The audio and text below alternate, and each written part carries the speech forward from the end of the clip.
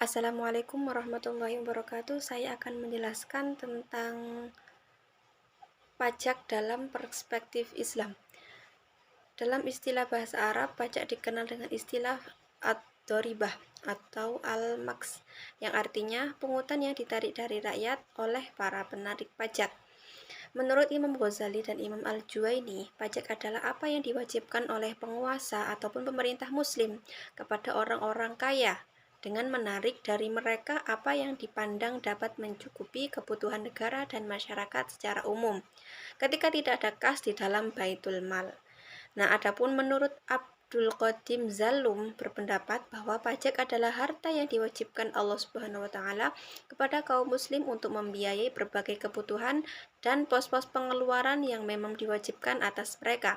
Pada kondisi Baitul Mal tidak ada uang ataupun harta. Istilah lain yang mirip dengan pajak atau ad-doribah yakni satu, al-jizyah, yakni upeti yang harus dibayarkan oleh ahli kitab kepada pemerintah Islam. Yang kedua, al-kharaj, yakni pajak bumi yang dimiliki oleh negara Islam. Yang ketiga, al-usyur, yakni bea cukai bagi para pedagang non-muslim yang hendak masuk ke negara Islam. Adapun karakteristik pajak menurut syariat, yakni yang pertama, pajak hanya boleh dipungut untuk pembiayaan yang merupakan kewajiban bagi kaum muslim dan sebatas jumlah yang diperlukan untuk pembiayaan wajib tersebut dan tidak boleh lebih. Sedangkan pajak menurut non-Islam ditujukan untuk seluruh warga tanpa membedakan agama. Yang kedua, pajak hanya diambil dari kaum muslim dan tidak dipungut dari non-muslim. Sebagai doribah dipungut untuk membiayai keperluan yang menjadi kewajiban baik bagi kaum muslim yang tidak menjadi kewajiban non-muslim. Sedangkan teori pajak non-muslim tidak membedakan muslim dan non-muslim dengan alasan tidak boleh diskriminasi. Yang ketiga, doribah hanya dipungut dari kaum muslim yang kaya, tidak dipungut dari selainnya. Yang keempat, doribah hanya dipungut sesuai dengan jumlah pembiayaan yang diperlukan dan tidak boleh lebih. Yang kelima, doribah dapat dihapus bila sudah tidak diperlukan. Menurut teori pajak non-Islam tidak akan dihapus karena hanya itulah sumber pendapatannya. Berdasarkan istilah sebelumnya, yakni yang pertama al-jizyah, al-kharaj, al-usyur, dapat dikatakan bahwa pajak sebenarnya diwajibkan bagi orang non-muslim kepada pemerintahan Islam sebagai bayaran jaminan keamanan. Maka ketika pajak tersebut diwajibkan kepada kaum muslim, para ulama dari zaman sahabat hingga tabi'in hingga sekarang berbeda pendapat di dalam menyikapinya. Yang pertama, pendapat pertama menyatakan bahwa pajak tidak boleh sama sekali dibebankan kepada kaum muslimin karena kaum muslimin sudah dibebani dengan beban zakat. Adapun pendapat ini dikuatkan oleh firman Allah dalam Quran surat An-Nisa ayat 29 dan beberapa riwayat hadis yang sahih. Kemudian yang pendapat kedua yang menyatakan bahwa pajak boleh diambil dari kaum muslimin jika memang negara sangat membutuhkan dana dan untuk menerapkan kebijakan ini pun harus terpenuhi dulu beberapa syarat. Adapun pendapat kedua ini dikuatkan oleh firman Allah dalam Quran surat Al-Baqarah ayat 177 dan beberapa hadis yang dinilai sahih. Yang selanjutnya yakni zakat menurut perspektif dalam ekonomi Islam.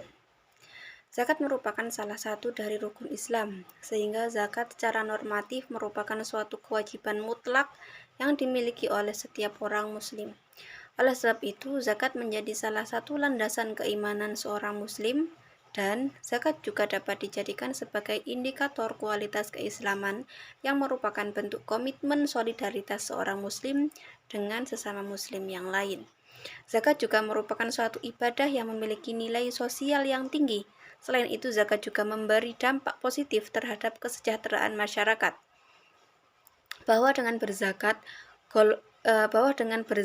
golongan kaya dapat mendistribusikan sebagian hartanya kepada golongan fakir miskin, sehingga terjadilah hubungan yang harmonis antara golongan kaya dan golongan miskin, sehingga golongan fakir miskin dapat menjalankan kegiatan ekonomi di kehidupannya.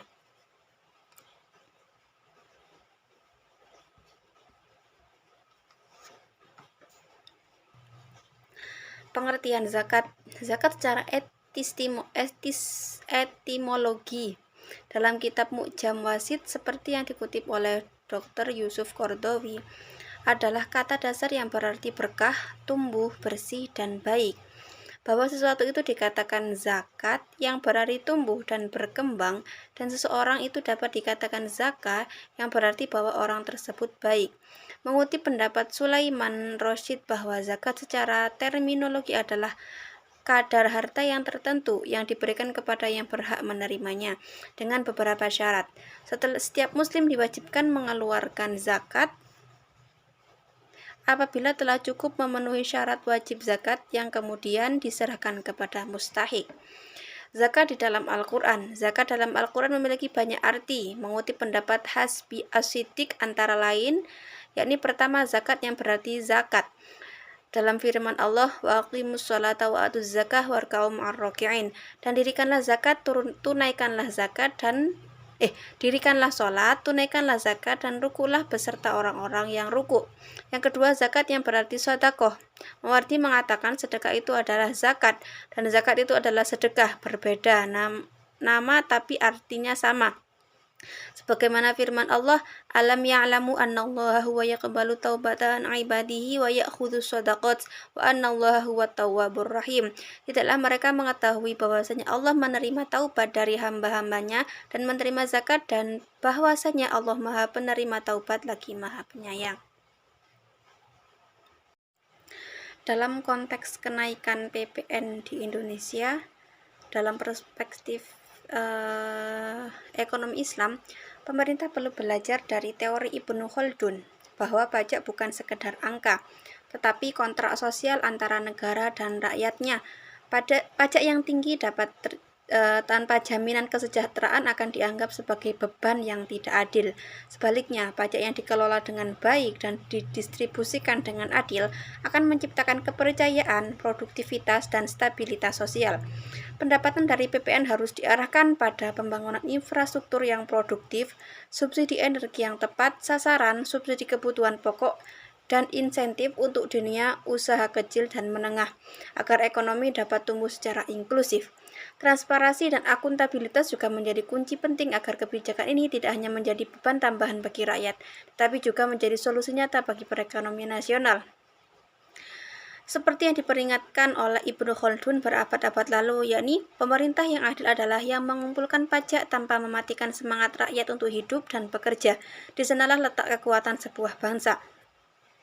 Dengan memahami pelajaran ini, kebijakan fiskal Indonesia dapat diarahkan pada keseimbangan antara pendapatan negara yang optimal dan kesejahteraan masyarakat yang terjamin, sebagaimana yang dicita-citakan oleh Ibnu Khaldun dan dikembangkan lebih jauh dalam teori ekonomi modern. Adapun dampak kenaikan PPN dalam perspektif ekonomi Islam, yakni dalam ekonomi Islam, kebijakan fiskal harus mempertimbangkan prinsip keadilan dan kesejahteraan umat. Peningkatan PPN sebesar 12% berpotensi memberatkan masyarakat yang berpenghasilan rendah, yang bertentangan dengan prinsip keadilan distributif dalam Islam.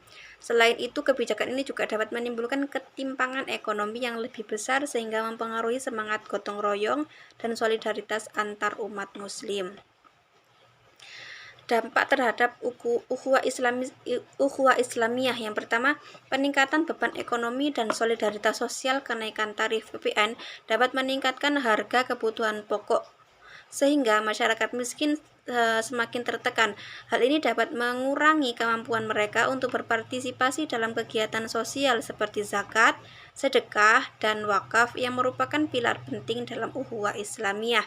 Yang kedua, pergeseran pola konsumsi. Dampak lain dari kenaikan PPN adalah pergeseran pola konsumsi masyarakat ke barang-barang yang lebih murah atau non-formal. Hal ini dapat mempengaruhi interaksi sosial di pasar-pasar tradisional yang seringkali menjadi pusat hubungan sosial dan ukhuwah di kalangan umat Islam.